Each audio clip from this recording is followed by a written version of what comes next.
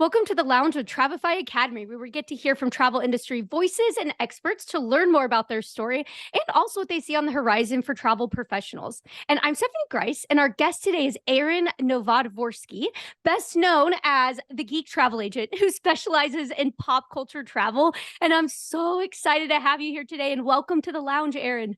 Thank you so much. I'm really happy to be here as a longtime listener as well. Yes. So it's Yes. like I'm talking to a celebrity, Stephanie.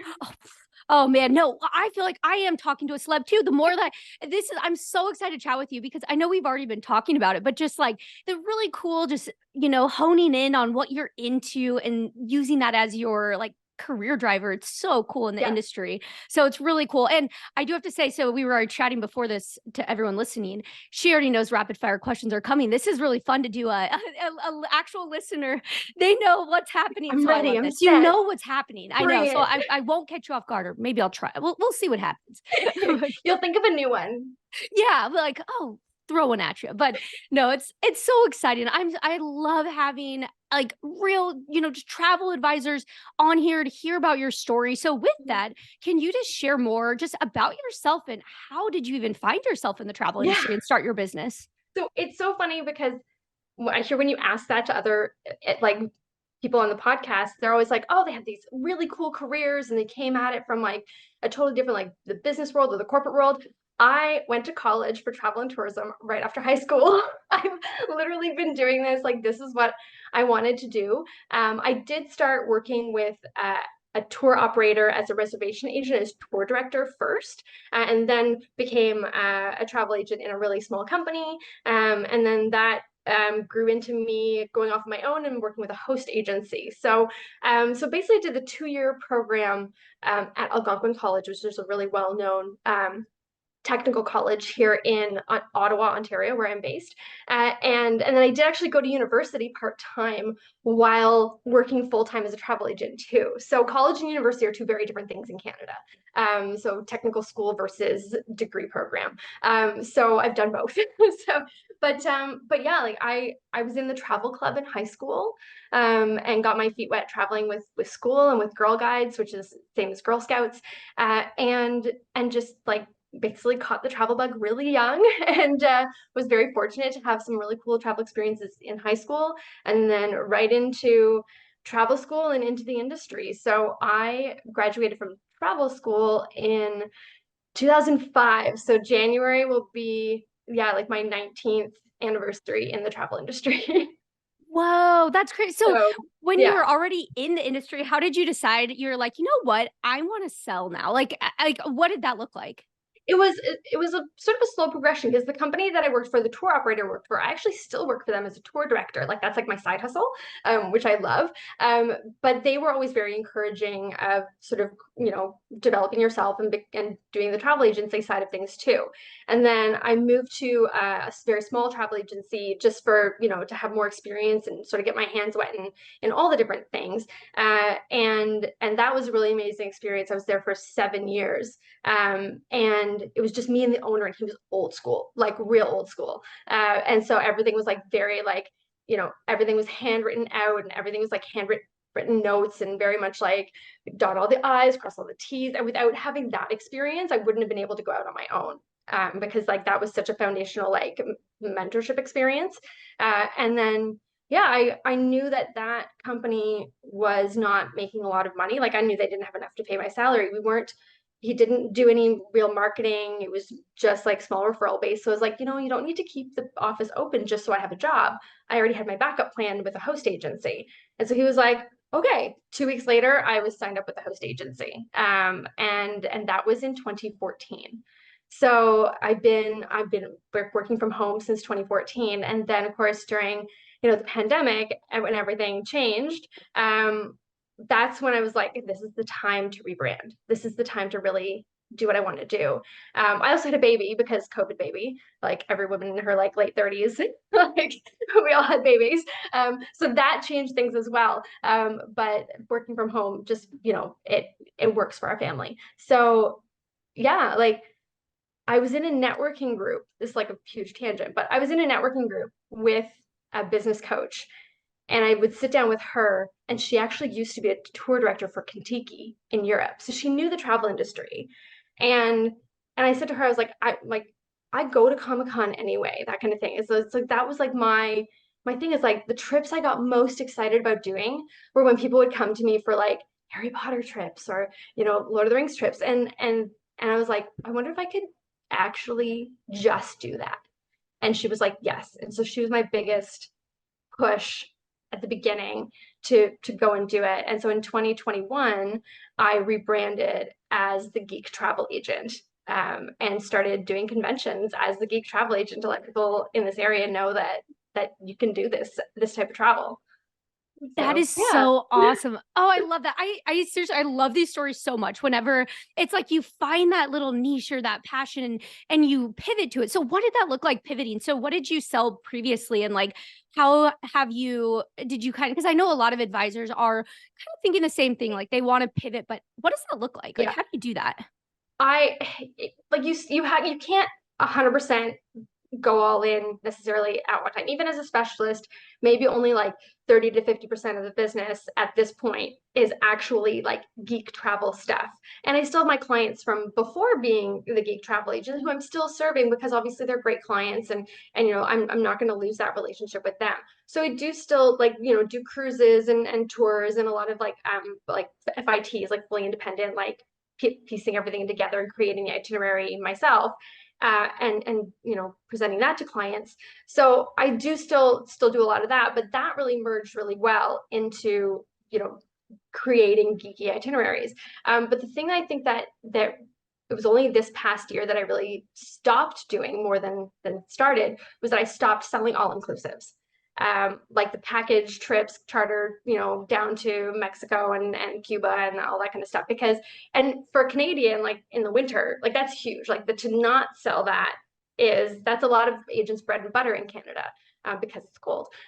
Like I'm looking out at the snow right now, like it's January. So I think for me, being able to tell people, hey, I don't do that, and being able to send that and refer that to another agent who I can trust, builds trust with those other agents too, but also lets people know like that I'm really focused on what I am doing. And so I think cutting out things more than, pivoting and doing different things was really important. And cutting out, like saying no to all inclusive bookings, was a really big decision to make. But I hated doing them. Like I'm not a beach person. Like I'm a pasty white Irish kid. Like I'm a lobster. Like I like it's not what I find enjoyable. I don't like sitting on a beach myself. I don't care about the difference between all the beaches. I really don't. Like, so when you don't care about a certain aspect of the industry, you don't care about a certain destination or certain type of travel, you don't want to do it. And then you don't do as good of a job because you're just trying to get it out of the way. And anytime, this is what I learned from my business coach friend, anytime that you are procrastinating on something, it's because there's a reason you don't want to do it. And you have to find out what that reason is. And so when I would like always be like, oh, I have to get to that all-inclusive inquiry. And it's like, and I just didn't want to do it. And so that to me was a huge like flashing light of being like you need to move and do something different in the industry in order for it to still like bring you joy. And I would get an inquiry about like, I had a mother and daughter trip to the UK and they wanted to do some Harry Potter stuff. And I'm like, ooh, like, let me get on this. I'm going to research this like right now. And like, so you have to move in the direction of what sets you on fire. And everyone, like, I know it's like so cliche, but you know it when you know it. And like if that means like saying no to things first before you find the thing that you absolutely love, I think that's an important start. But for me, I knew that it was like all the geeky stuff that I was into too was the stuff that I was like, oh, people are actually like asking me about like Game of Thrones. Let's do a Game of Thrones trip. Like I help them with their Game of Thrones trip. Like so that kind of thing. I was like, I really, really want to do that and not the all inclusive. So that's really was how I sort of moved, and I'm still moving in that direction. That is so cool. And it's so important. And I think it's really interesting too. It's because That is true, like what you're Mhm. procrastinating on. But I think for so many like new advisors, you just want everything. I mean, Yeah. which You I don't want don't. to say no in case Yeah. you miss out on that booking, or you know, you want the income, because the income is important. Like let's not, you know, beat around the bush. Like you need to make money. Like we're in business. But at the same time, it's like, you know, you still need to, you're going to hate it and not want to do it at all. You know, if you don't find the parts of it that you really love. And it's really interesting too. Like, what did it like when you decided I'm going to? Did you have like a date that you launched it, and so you basically were like, okay, anything moving forward now, I'm going to focus here, or was it like a full timeline plan that you created? It was a bit of both. So like it was like August of 2021. I had actually started back in like 2018 of putting together like a K-pop tour. And it didn't end up going because of everything. But like I was really focusing on like, you know, these kinds of niches because that's what I was into or am still into. And so like so there was a point in August of 2021 where I did like actually like launch my brand, and it's like sad that I like don't know the exact date. Like I should maybe figure out what that was. But I had there was like a 1 day convention, like a geek, like a fan convention here in Ottawa called Fanaticon. And that was like my first time having a booth at a convention, period, and letting people know. And I wasn't even branded as the Geek Travel Agent at that point yet. I was just like a travel agent who could do geeky stuff. And I didn't have my banner, I didn't have my business cards like all done up. So that was August of 2021. Where and then I've just been slowly building it. But I actually have I have a binder that's like has my business plan, and it's like you can see like my Lord of the Rings like t-shirt. So it has the one ring on the front of the binder, and it says the one business plan to rule them all. Like so like I went deep. Like so I Love was like, it. what I'm gonna do is I'm gonna do this. Going full in. I love that. That is so fun. I do the same type of thing. Like I will literally like theme it all. Yeah, That's 100%. awesome. Yes, Yeah, like I'm really into that. That's so cool. And yeah. so another question, like, oh, but first of all, kudos to you though for just going after it. Like just, getting because I hear that a lot of advisors sometimes they'll just, getting in their community and just getting those booths. And that's really what's like gonna take it forward. And Yeah. so really awesome doing that. Because And so many people say to like find your ideal client, go to where they are, you know, all that kind of thing. And it's like, okay, well, like my ideal client is like me in a way. And like I go to Comic-Con. So like so that was my big goal for like 2022, 2023 was to have a booth at Ottawa Comic-Con. And that has been a game changer. Like first of all, it's hard to get a booth at Comic-Con because they're so like there's such high demand. And I think like I'm gonna be there anyway. I may as well like make money out of it. Like eventually, like let clients know that it exists, and that has been just the best feedback. I've like the leads have really started coming in from that. Like it's really like that has absolutely changed my career 100%. And so like knowing your ideal client and knowing that my ideal client is the type of person that goes to Comic-Con, then that's where my booth needs to be. Not at a travel show, not at a wedding show, because those aren't my people, right? mhm. So I think yeah, finding your people is really important, but how do you do that? And you have to look at yourself and like, you know, reflect on that yourself.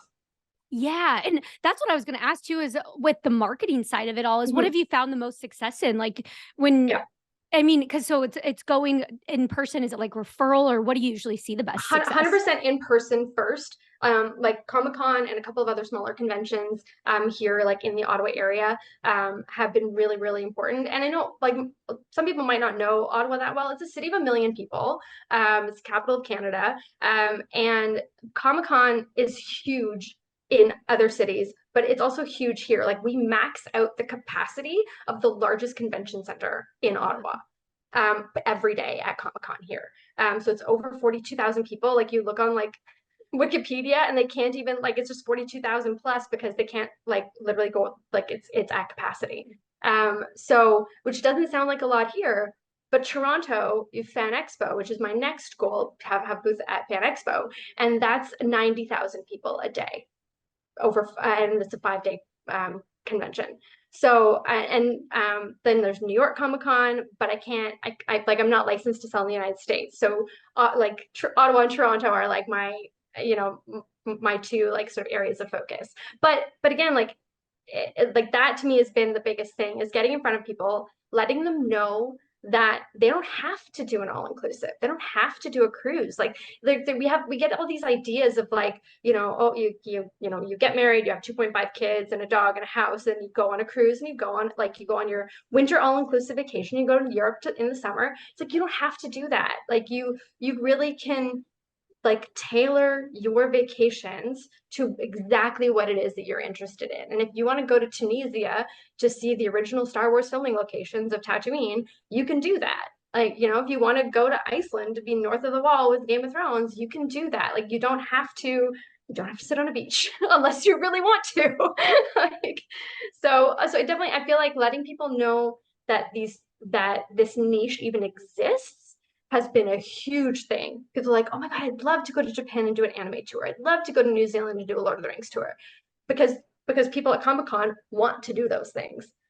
So I think that's been the biggest thing, is just getting in front of them, and then having a website that reflects that too. So when they look me up, it all makes sense, common look and feel. The business cards reflect that, and even the way that like this is how I dress at conventions. So like I'm one of them. It's like the whole one of us thing. Like Yeah, one of us, one of one yes. of us. Well, it's like branding. You are your own brand, and so you Yeah, really reflect that. So yeah. that's awesome. I mean, the hardest thing about the brand and the niche is keeping up with all of the shows and the books Yeah. and the movies. Like people are like, oh, have you seen like the latest like Doctor Who? And I'm like, no, I haven't seen it yet. It's like I'm barely caught up on Outlander.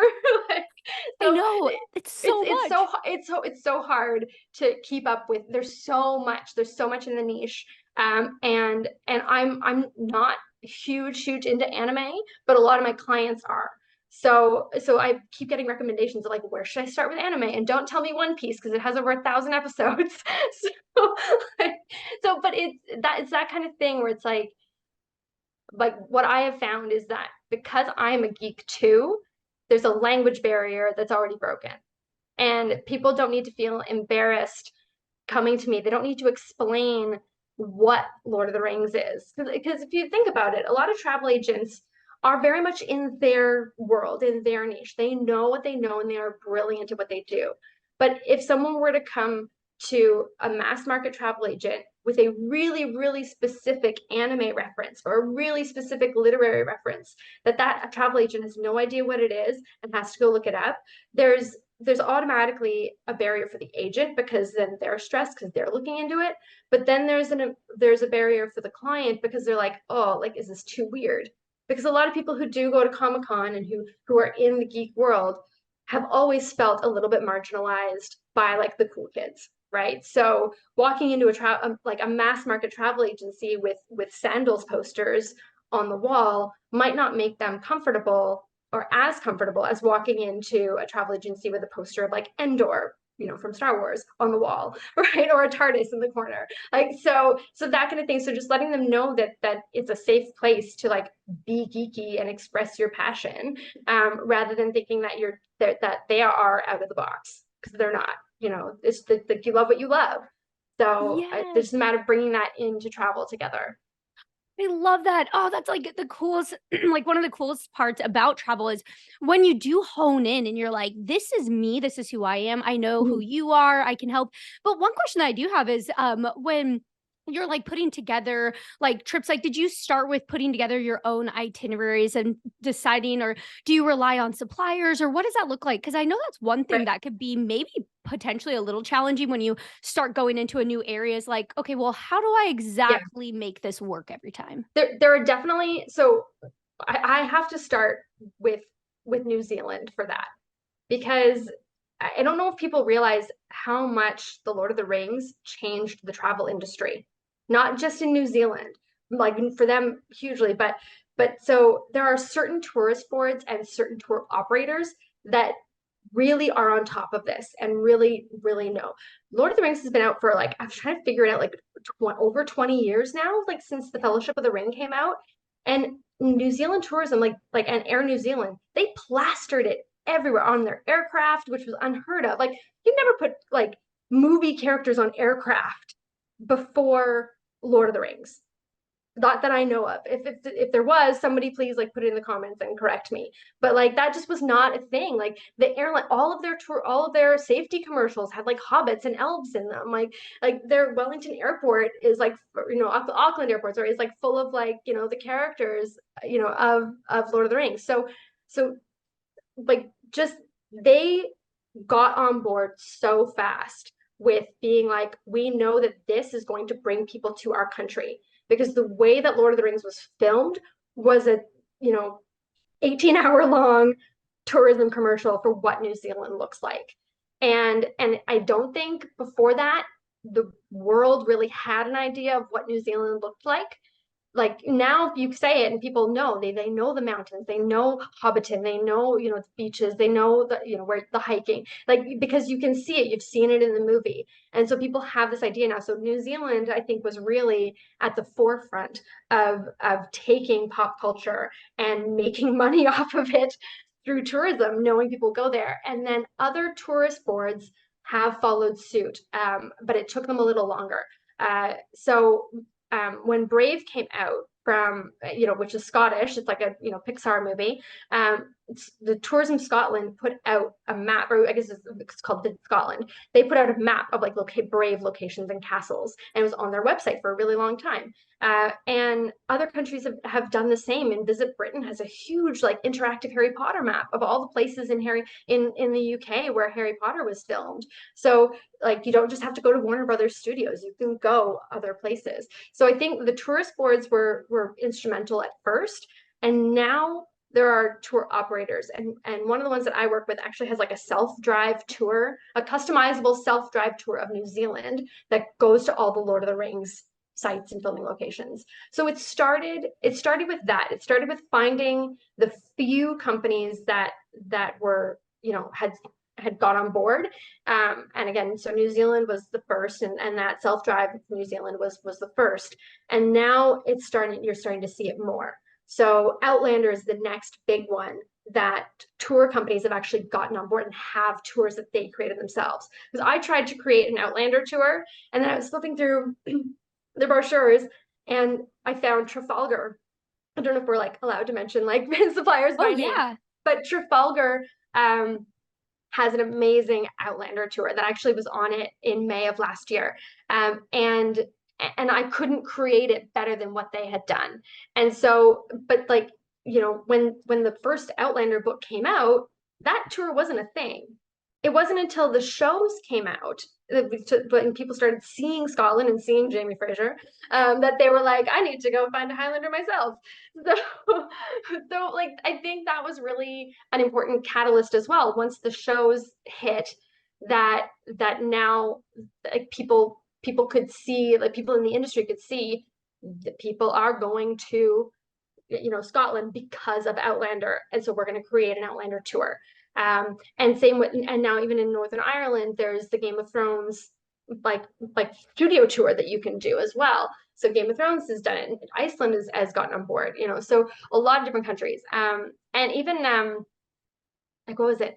There's a statistic out of South Korea a few years ago, and it was like in 2018, it was something like 8% of all Korean tourism was coming to Korea because of the K-pop group BTS.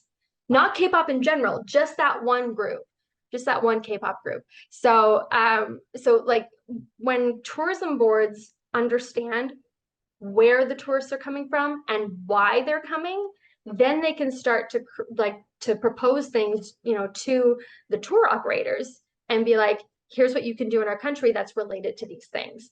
So South Korea's done a really good job of that. Japan's done a really good job of that with all the anime stuff. Again, of course, New Zealand. So I think other countries where stuff is filmed need to really like get on board with that and offer it up to the tour operators. Be like, here, we've created this for you. You can run with it, and let people know that it exists. So I started with, long way of saying, I started with finding certain things, and then I've been able to customize them, and then also create FITs myself. So I think you have to just do whatever's right for the client, obviously, like in doing that. But it's been really, really nice in the past like 2, 3 years to see, like, you flip through like the Trafalgar brochure and it's like there's the Outlander tour.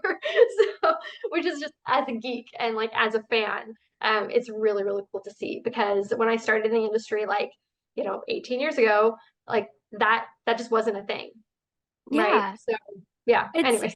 No, that's so cool. I love that because I think it's also just that good. I have to remind myself too that, this to lean on the suppliers, like a tour operator, like that probably makes your job a lot easiser too, Yeah, because so like, they have it set up. It is yeah, perfect. If something happens, you have a very good contact. Like, yeah. you They've have, got the but resources to put it yeah, together if I don't, like they are exactly. my resource to put it together. Yeah, which is so cool. Um, Oh, I've looked so many times on like, especially the Outlander. I know we were talking about that before. I'm like, all the time I'm always like, oh my gosh, I want to do that. That is so cool. And then you're in a, like, if you're in a group, you're in a group with all the like-minded individuals, oh and you're my like, God. this is awesome. On the Trafalgar tour, it was like 40 people who all like loved Outlander, except like my friend came with me and she'd never seen it and never read it, and now she's obsessed. But she's like, I'm so glad I went to Scotland first, because now she's got it all in her head. Like, as she's reading the books, now she sees it like a movie. But it was so funny because like anybody you talk to, like, they had, except there was like a husband who was dragged along and he was just like whatever. Yeah, But like, that sounds like something that would happen, yeah, with me. Like, sorry, oh, you're coming along with me and you're just gonna yeah, enjoy it's it. like, let's Like, go. But like everybody was really into it, and like you could start talking about the books or the show immediately. And we'd even, like, our tour director was amazing. We had, like, like little like quizzes, and like there was music, and we'd oh, actually watch episodes of, like, not to spoil the tour for anyone who's going to go on it, but like it was awesome. We watched episodes of the show while on the bus, and including the wedding episode, which, for anyone who has not seen that, it's very intimate. Just put it that way. And we were watching it all together. My mom was on the trip too, and there were these two little old ladies. I would say little old. They were like probably in their 60s, 70s, maybe no older, probably older. And they were like, "Oh, I've never watched porn in public before." it literally is. I was like, "Oh my goodness, you were." Oh, like, it was the funniest thing, because, like, I mean, the wedding episode of Outlander is basically softcore. But I mean, it's written for the female gaze, it's filmed for the female gaze. Like, we know what we liked when we watch it. So I think it's important not to shy away from that aspect of the books too. Like, it's not just about Scotland; it's about the relationship between these people, and that's what people fall in love with. And and then they fall in love with the setting too. So yeah, Trafalgar does a great job with the tour, and so I highly recommend that. And But there's other companies as well that have shorter tours. And I think that's really important for people to know too, because like, maybe you can't do 13 days in Scotland. Maybe you're on a business trip and you've only got like a day of free time. Well, you can do like a 1 day little tour, like with like a semi-private bus tour that just goes around to a few locations sort of outside of Edinburgh. So I think being able to customize it is really, really important. And I think my goal overall is to kind of be like a repository for all of the geeky stuff. So I will find all of the geeky stuff, and then then I can sort of dish it out to colleagues who need help or who have an inquiry, that kind of thing. Because we have specialists on Mexico who know everything about all the resorts in Mexico. And I just want to be that person who has all my fingers in all of the different fandoms and all the different tourist boards who are associated with it, and basically bring all of those resources together, because I don't think they've ever been collected together by anyone in the industry that I know of yet. If there is another geek travel agent out there, I would love to meet them and talk to them and start like a networking group kind of thing, because there's groups like that for travel agents who sell Mexico or who sell cruises. Like, there's these Facebook groups for everyone to help each other. And so if there are other travel agents who are doing this niche, who are thinking of getting into it, then absolutely, like let's go. Like, let's collab. yeah, let's collaborate, let's help each other, let's let people know this exists, and it's legitimate, it's a moneymaker, and it's fun. Like, I think that's the most important thing, is the two things combined. You can be professional and have fun, at the same time. Like I'm a professional in my office and I'm surrounded by Funko Pops, and that is okay. Like I'm It still a works, the professional. brand. I still am good at my job. So, like it's not childish either. I've had very few detractors when they've sort of seen what my niche is about. But I think like the few people who have sort of had criticism, I think we're sort of just blind to pop culture as a whole because people are like, oh, well, like it's just for young people, it's just for like millennials, or it's just for like Gen Z or whatever. Like, and but like Superman was created in the 1930s. He's like 90 years old. So there's like zero excuse from anybody, boomers, to not know about pop culture. Like this is everybody's generation. Most of the pop culture that we're still reading and still watching was created more than 50 years ago. Lord of the Rings was written just after World War II. So this is not like a newfangled thing. If it happened to just not be on your radar, that's on you, right? So, but like that's what I think would, to say to people who are like, oh, it's, just like a fad or whatever. Well, it's been a fad for 90 years. So Yeah, like it's not going it's not going anywhere. anywhere. It's not Yeah, going anywhere. Like, and you're just so gonna get anyways, more. like so there's been very, very little criticism of the niche so far, but I just did want to address that because people travel to Graceland because of Elvis, and that's the same thing. People go to Abbey Road because of the Beatles, and that's part of my niche too. It's everything related to books, music, movies, and TV shows. So, so I think people sort of see one thing as being legitimate and cool and see other things as being weird and like too niche and too out there.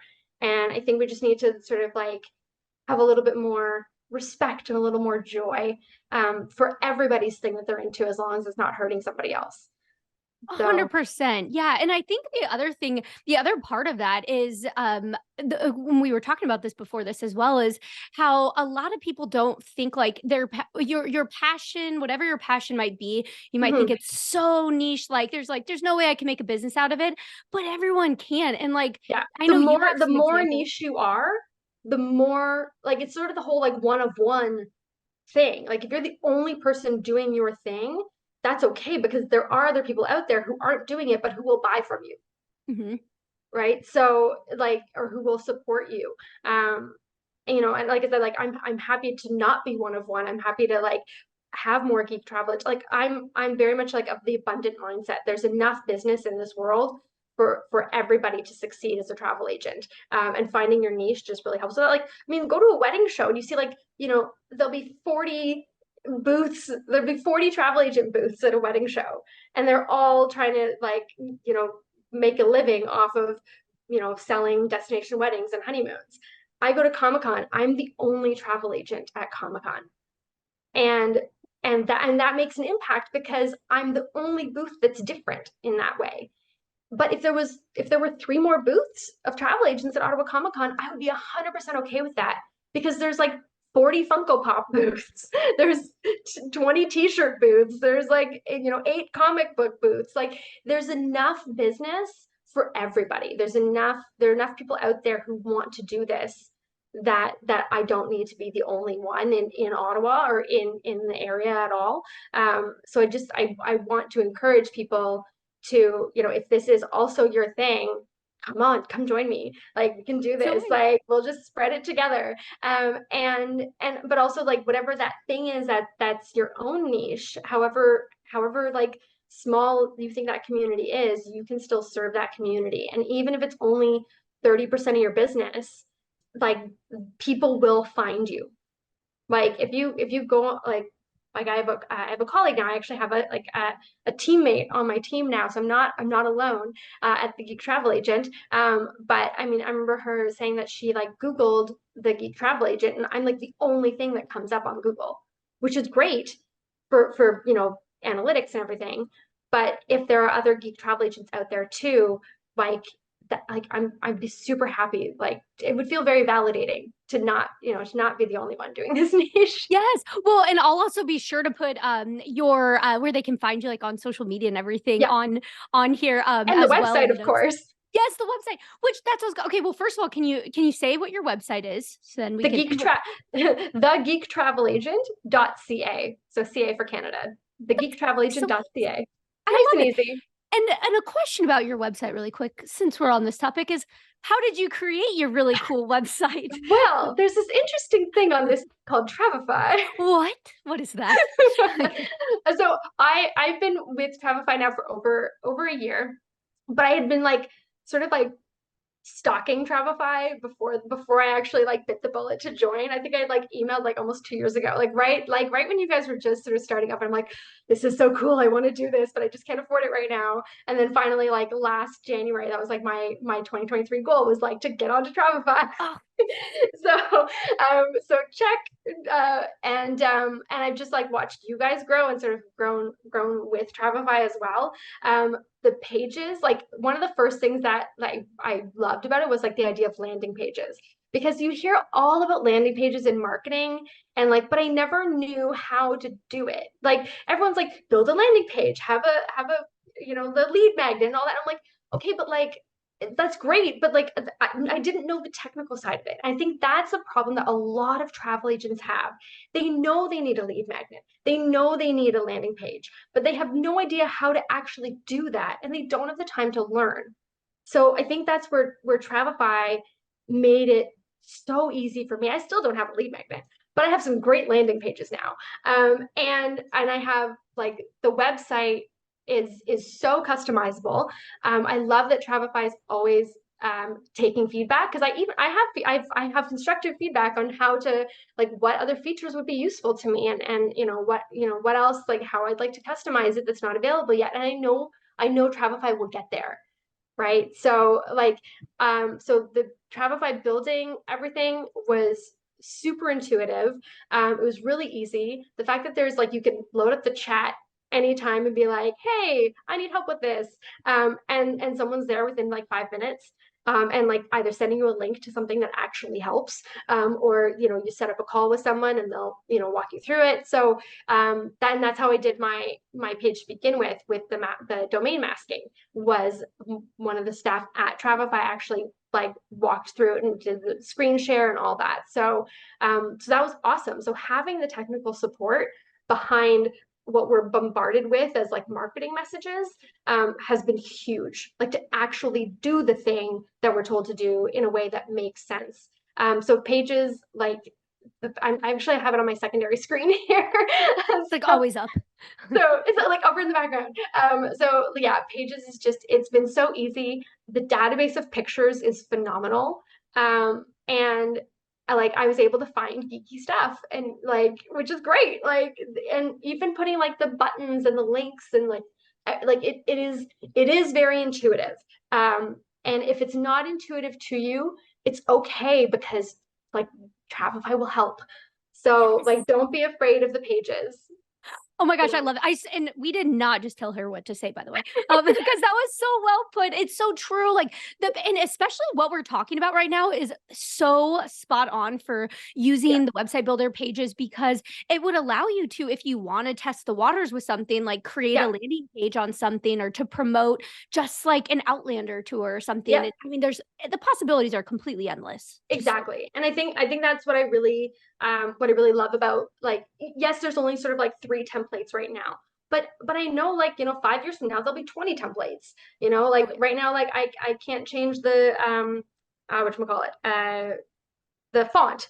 But that'll come, like it'll, like, so people who are sort of just sort of joining into Travefy now, if they're seeing limitations with it, they don't know how far you've come in such a short time.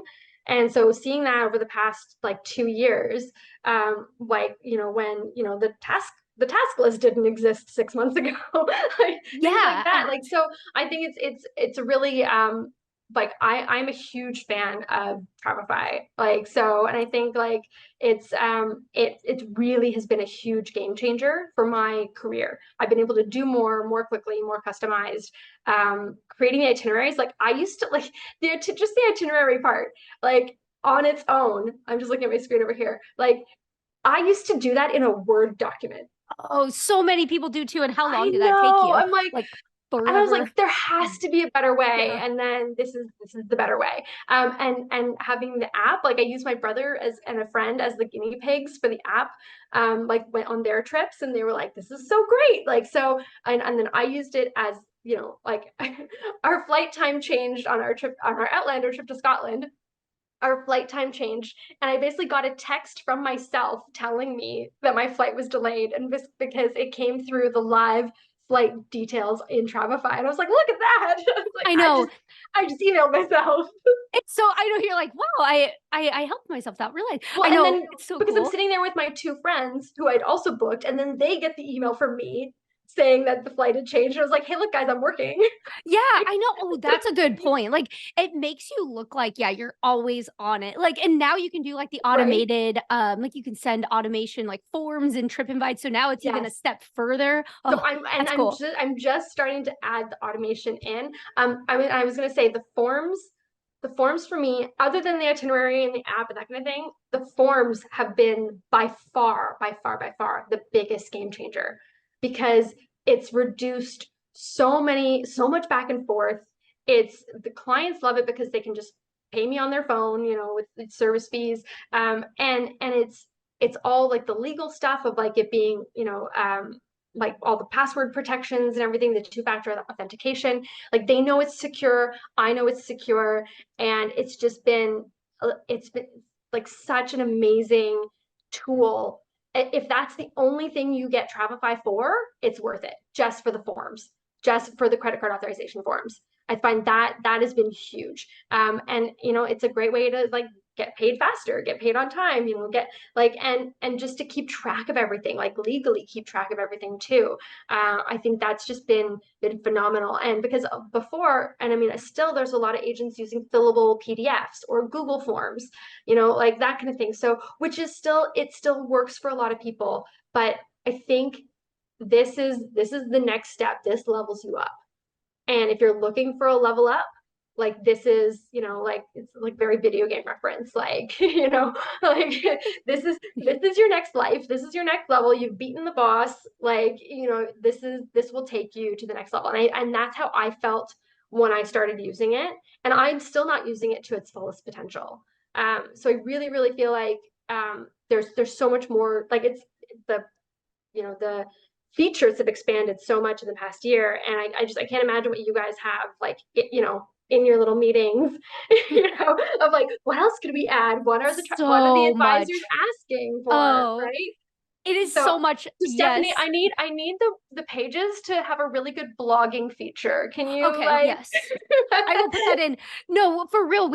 So we're recording this on a Monday morning, and literally every Monday morning we have like a meeting, and we just get together and like all our heads come together. But then we always have ongoing. We have like a message channel that's like ongoing feedback, and then we also have Yep, like this little repository where we can put stuff in upvote and like, and nice. we just so yeah, it's constantly. So as you said, like the feedback, we love it, and it's just the beginning. It's really crazy, and Yeah, actually the pages that really came out of COVID because it was yeah, the pandemic, because we were like, well, what can we help with? And it was marketing, really, like it was just yeah, focusing on 100%. marketing.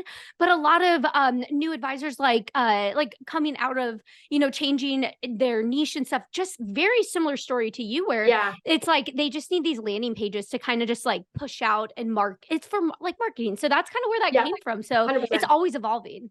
No, the landing pages, like, I mean, and again, that was the thing that I think so many agents get stuck on is that technical side of the stuff. Like it's like, yeah, we need these things. We know we need a Facebook page. I hate the business meta, like face, like whatever meta business, like the back office of like a business Facebook page is terrible.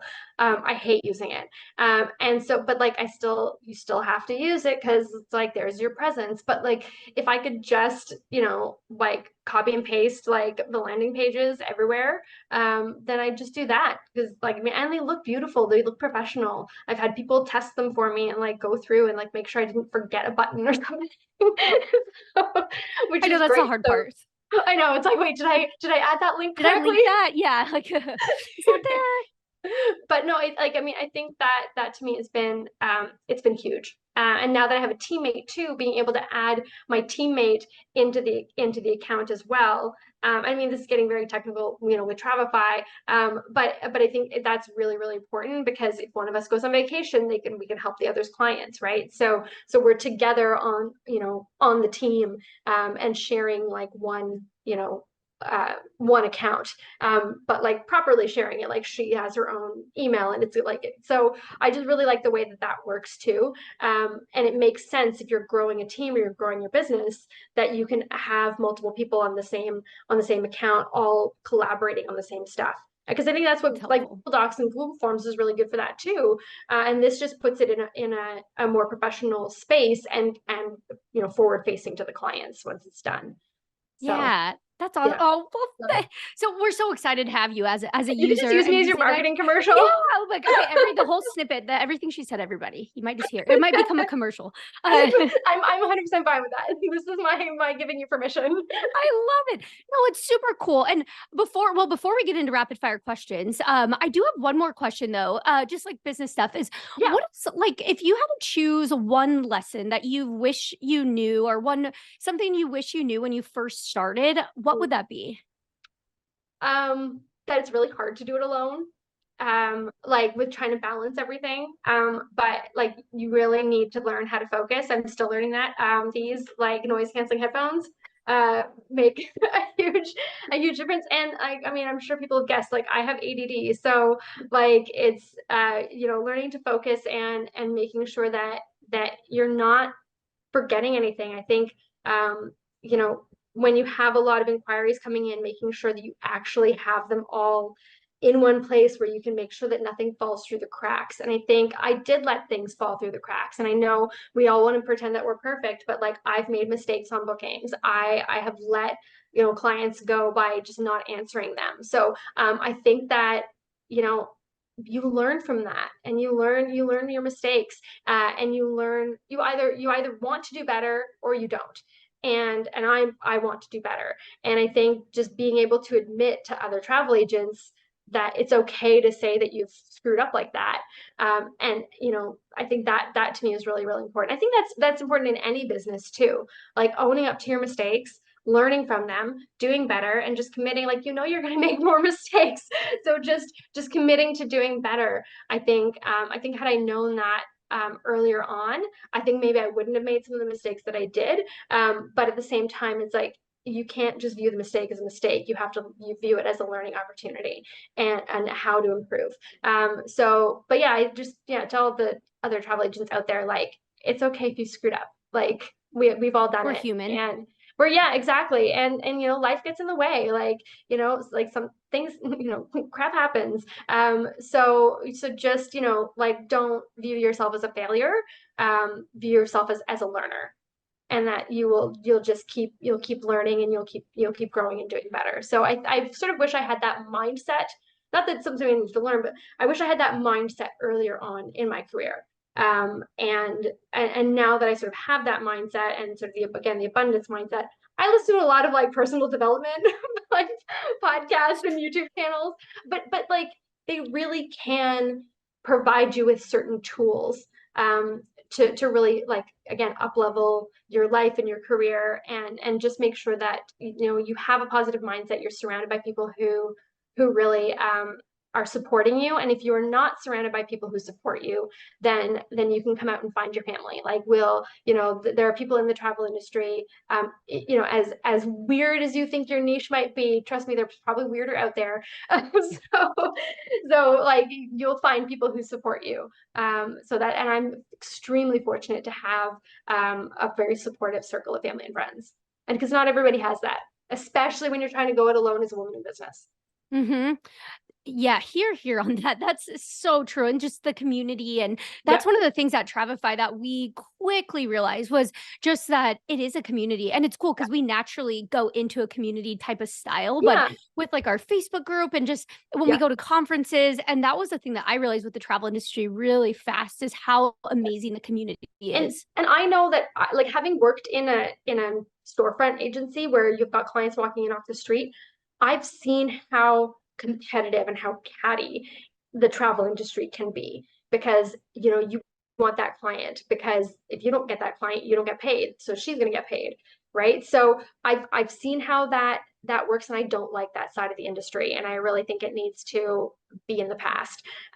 But so there needs to be other ways for agencies to be formatted so that the competition can go away and the collaboration can come in. And I don't see any other travel agent as competition. And that's not an ego thing. It's again, it's the abundance thing. So I think we need to sort of get rid of the competition in the industry between agents. As much as I love like shooting for goals and like, you know, winning a fam trip or whatever, I think we need to sort of get rid of some of the competition and have it be much more collaborative. And that's just it makes for a much happier and more abundant career. Beautifully said. I love that. That's so good. Oh, so awesome. Well, with that, let's jump into rapid fire. But that was awesome. I love that. Yes, So I cannot wait to hear I'm your so ready for questions. rapid fire. She's ready. So she yeah, you know you've and again, I'm so glad that you can think because seriously, there's been people that are like, oh, I wish I would have said this instead. So now that you know a little bit what's coming, this is gonna be I'm really excited. So the first Yes. one, okay, so the first one is what is your favorite travel movie? Okay, so I've had some time to think about this. The first time I ever heard you ask this question, the first movie that popped into my head was Letters to Juliet, which is like obscure rom-com about, you know, Amanda Seyfried going to Italy to answer letters that people have written to Juliet in Verona. And I was like, it's so not a travel movie. It's like a super cheesy rom-com, but it's beautifully shot in Italy. So that was like, I don't know why. I've only seen it like maybe twice, like 10 years ago. But that was like the first movie that came into my head. And then the other two, I'm like, no, I need a better answer for Stephanie. So, of course, the other two that always come up are Love Actually, Mm, which not everyone sees as a travel movie, but like if you watch that airport scene with Hugh Grant's voiceover, that like gets me every time. And of course, The Holiday. Like we just come out of Christmas, like the holiday, like you know, like your California. Like I'm, you know, California is still like that visual dream to me because I haven't experienced California. And then you've got a little countryside in a England, so it's like cottage. I mean, I personally love Jack Black as a romantic lead, and I know that that's a controversial statement, but like, I guess he's just my type. He does So it. He does it well. does, and he's like an everyman. He's not unattainable, right? Like he's not like, you know, 6'5" with like chiseled whatever and you know blonde hair and blue eyes. Like he like looks like dudes I hang out with, and it was like, all right, like I mean, like that's the like my husband, like that's the kind of guy I married. So I love there need to be more average dudes as romantic leads. So I love Jack Black. Anyways, that's a That's a tangent, go but I that love kind it. of thing. And I'm like, am I allowed to say Lord of the Rings as a travel movie? Oh yeah, 100% for We've sure. already discussed Like Lord of the Rings, but like, but yeah, I think those. I mean, you have to give me more than one answer because this is my niche, right? I know we're literally asking like a pop culture, like like, specializing travel agent. and like Like it's like asking like you to choose between your children, which is why I only have one. So yeah, yeah, you're like they were yes, that's so true. That's funny. Why there's only one. No, I know. That's I know actually I really like though the Letters to Juliet. I totally forgot about that movie until you just said that. yeah, Oh, that's it's good. definitely like a millennial movie. Yeah, I was like, wait, yeah, I've totally seen that. Oh, I And like love that. and then like I think it's Vanessa Redgrave and like the Italian actor like have like this most beautiful like love story like the older couple, and you rarely see older couples. Again, it's about you know visibility like and you know giving men and women you know who are older those beautiful romantic roles too. It doesn't just have to be like young hot people. Yeah, I love that. That's so awesome. Yeah. Beautiful answer on there. And okay, so for the second one, so your second question here is what is your favorite destination you've traveled to? Which I know is Oh, always this one's always really oh, hard. this is like picking a Like, child. yes, it is. So, Like, okay, so I mean, part of me feels like I have to say Scotland. I've been to Scotland 5 times. It's the country I've been to the most. My family has a really deep connection with Scotland because um, my mom's pen pal is from Scotland, and they've been writing since they were 14. They're now in their mid 60s. Our families have gone back and forth and been in each other's weddings. When I lived in London with Girl Guides, I went to their house for Christmas and New Year's and stayed with them. So they're like my Scottish mom and dad. So I've had some really good experiences, like sort of like living with a family in Scotland and visiting, family.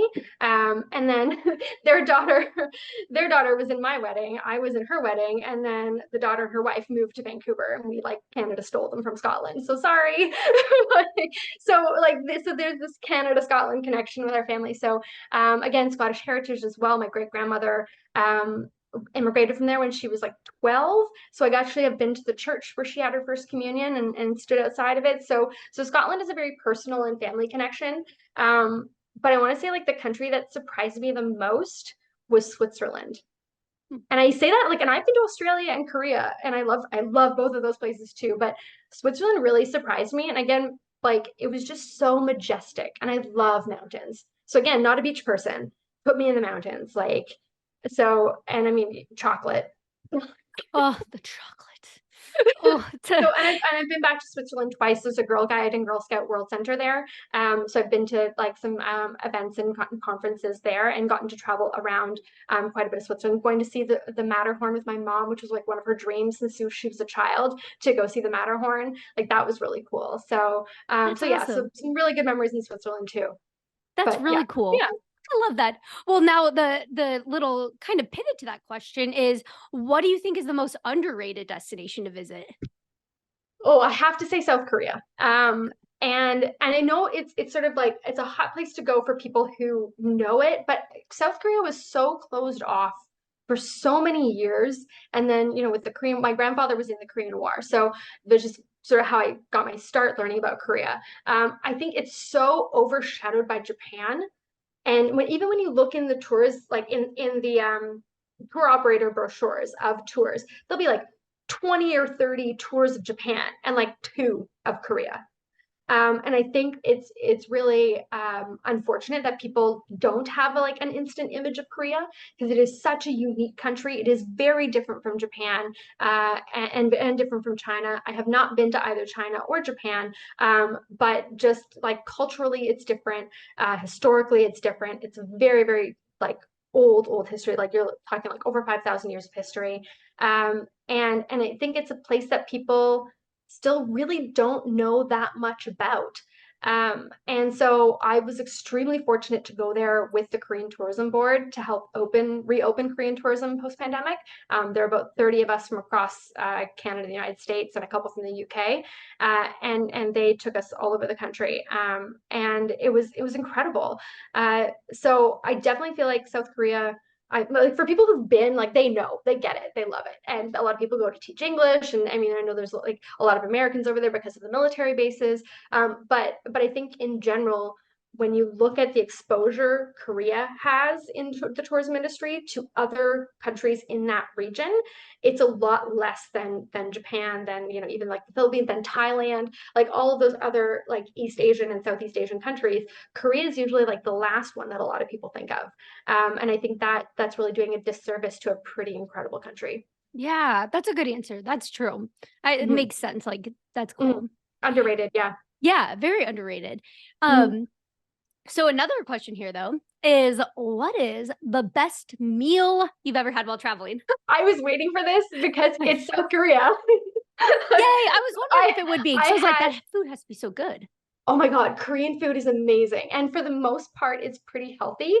So for people who like, don't want to like feel terrible on their vacation eating like a lot of like garbage food, like there's a lot of really good options in Korea. But we did with the Korean Tourism Board, they took us to like like traditional like Korean barbecue, like with the grill like in front of you and the like the big like steamer thing like overhead, and it was like some of the best steak I've ever had. It was like, and just it was more like the atmosphere though. It was like the people, it was like new agents, it was like, you're talking shop with everybody, you're learning about Korean culture, you're in this like really like classic Korean setting in the middle of Seoul. So that was really, really cool. Just a great experience. And yes, great Korean food. And I have a second one because I was in Australia for a friend's wedding, and we went to a restaurant on Darling Harbour, and we had kangaroo. Which I know is not everybody's cup of tea. So I understand if this is not pleasant to some people. But we really wanted to try it because they do eat kangaroo in Australia sometimes, not everybody. But they had like little kangaroo fillets. So it was like the little like little tiny like discs of like medium rare kangaroo meat, and it was like with potatoes and what they call bush salts, and it was like a seasoning, and you're supposed to like swipe the meat through the bush salts and eat it, and it was like the best red meat I have ever had in my entire life. And I've been to Alberta and had good Alberta beef, and Alberta's like the Texas of Canada. Like, so like beef, like steaks, like that's a big, like it's that kind of thing. But like, yeah, eating kangaroo in Australia on Darling Harbour with a nice glass of like Australian wine, that was really special too. And that was with a really good friend, and traveling all that way for her wedding. So again, atmosphere is a big part of some of the best meals we've ever had. Yeah, So that's so true. It is. When I look back at the answers that other people have given, it usually has to do with the atmosphere too. So yeah, that's so true. it's like the food can be okay, but like if the atmosphere and the situation and the people, that's what makes the meal incredible, Oh right, yeah, and for sure. memorable. Yeah. Yeah, that's awesome. And so okay, so this next question, I know you got prepared for this one, is what is the last great book or article that you've read? Okay, so I'm gonna hold this up. Tell me if There it you can is. hear. Okay, so I stayed up way too. I finished this book at 3 o'clock this morning. Oh. So I was like, make sure I put my under eye concealer on. So I right now, like especially because I'm a New York specialist too. Like I run bus tours from Ottawa down to New York City. I read a lot of like books set in New York. But yeah, this one was super cute. It's about like a family who like owns a gelato place in Little Italy. In New York City. So a winter in New York for those people on the podcast who are listening and can't see it. So A Winter in New York by Josie Silver. Just a really cute rom-com, but also like there's some deep stuff in it too, and that's what I think people sort of get the wrong idea about like the romance section. It's not all smut. There's usually like an underlying sort of more like intense or more important point to the novel in the end. And then the other one, again, repping Canada too, Anne of Manhattan. So this is like a modern retake of like Anne of Green Gables. It's Anne and Gilbert Oh, in at NYU. So wow, that's yeah, cool. it's Huh. like this was recommended to me by a YouTuber that I follow, and because she's a huge Anne of Green Gables fan too, which of course is a Canadian classic. And when I saw like Anne of Manhattan, I was like, you've just like blended two of my things I love, like Anne of Green Gables and Manhattan. So this was also really cute, and I read this last year. But I don't feel like for people who are watching on YouTube, you can see behind me, I have a bookshelf full of fantasy novels. So I do consider myself a reader. So again, it's like picking between, your favorite children, your favorite countries. Picking your favorite book is, and I used to work at a bookstore, so it's like So pain. hard. Try and pick your favorite book. It's gonna be so hard. I know. That's why we always just say like the last grade. But I love those. Those are really cool. And what's also really cool is those can inspire like if you do like book club, and then it can inspire a little bit of travel or Oh, for something, or sure. it's so Well, many and opportunities. I just finished too reading the Crazy Rich Asians trilogy. Oh yeah. And I know like the first movie was out. I don't even know if they're doing the second and third books as movies yet. But they like the main couple live in New York. And so like they actually mention specific restaurants by name that actually exist. So that's what a lot of people might not realize is in the favorite books that they're reading, those might be actual places that exist that they can go to. It's kind of like Katz's Deli, with like Meg Ryan doing, was it Meg Ryan? Yes. Like doing her whole like, orgasm in the restaurant, and Yes, I'll that's have what there. I I'll forgot. have what Yeah. she's has Yep. having. Like that's Katz's Deli in New York City. You can actually go there. So, and the new Percy Jackson movie, or sorry, TV show is out right now, and Mount Olympus is at the top of the Empire State Building. So like right, Yeah. so So so yeah, like what people might not realize is yes, it's a fiction novel, but a lot of the reference points are real, and that's what makes a book more real too. So you can actually go to a lot of these places. Not just obviously not just New York. It is one of the geekiest cities in the world, but just all over the world. So yeah, oh, so cool. Oh, I'm just adding some more books on my list now. yes, I love that. That's super cool. Okay, so the final question here for you, and okay. you're probably ready for that. This is like my favorite one is what is the craziest thing that's ever happened to you while traveling? See, I did not prepare for this one because I don't Oh, have that's okay. any super crazy stories. That Okay, might I, be a I good thing though. I kind of have one, and it goes back to like the mistakes things. I think a lot of crazy stories come from like oopsies. Um, so when I was in college, I was in my second year of college for becoming a travel agent. I had the opportunity to go to Switzerland for a week for a leadership development conference with Girl Guides and Girl Scouts. And so that week happened to be the week in school where we were learning about Switzerland and Austria. So my teachers were like, yeah, sure, you can go. Like, you're better to go to the country and have the experience than to sit here in class and read the textbook on Switzerland. So I was like, great, no problem. So my friend who's a year ahead of me already graduated, she booked my flights, and we'd been discussing some, options, and it's all good. So on the way home, I get to the airport super early. Oh, well, first of all, there were two hotels with the same name, and she booked me at the one that was like on the other side of the city and not the one that was beside the airport. So it cost me like 90 Swiss francs, which was like 90 Canadian dollars at the time, to like travel between like the airport and the hotel at the end of my trip when I was like out of money because I spent it all on souvenirs and chocolate. Um, and then I get to the airport, and I thought that my flight was out at 1 because that's what we had discussed, and my flight was out at 11. And I was just, young and naive and didn't bother rechecking my ticket. And so I missed my flight home. And then I was like trying to use a payphone, and I couldn't figure it out. And this like Swiss lady like took pity on me and helped me call my parents. And so what I had to do was I had to pay for a flight from Zurich to London, Heathrow, and my parents had to go to the bank to transfer money onto the credit card that I had with me so that when I got to Heathrow, I could then pay for a flight from Heathrow to Toronto. And then someone picked me up in Toronto. Toronto's a 5-hour drive away from Ottawa. So like, and then I had this like, because it was cheaper to buy a round trip ticket than it was to buy a one-way ticket, I actually had a return ticket from Toronto to London. And I was like, can I just go back to London? But like, Might no. as well. And so I learned my mistake for sure. Like, check your ticket. And I was even at the airport in time. Like I would have made the flight, but I hadn't even checked Oh, that makes it in. even Like, worse. so now my thing is like check in as soon as you get to the airport. Like no matter what, no matter if you're 5 hours early, just check in as soon as you get there because then they know you're there. But because I was basically a no-show, there was nothing they could do. They couldn't call my name. They didn't know I was there. So now my biggest thing is like it doesn't matter if you're sitting behind security for 5 hours. Just do it. Just get to the airport and like Get start in. going through. So that was coming home from a leadership development seminar in Switzerland. And then I had an exam the next day. So like I'm literally sitting on the plane from Heathrow to Toronto beside a bunch of Australian guys. They were like drinking their way through the drink menu on like the Air Canada flight on the way home, and I'm sitting there studying with a glass of wine, chatting with these Australian guys.